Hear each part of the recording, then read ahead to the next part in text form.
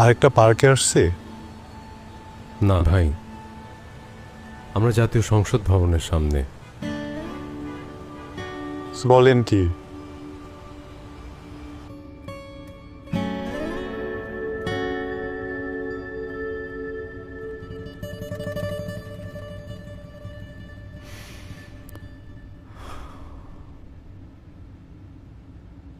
সামনে তো নির্বাচন,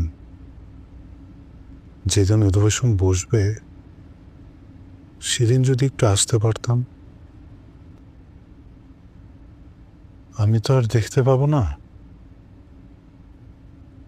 যদি একটু কানেও শুনতে পারতাম ওনারা কি নিয়ে কথা বলছে।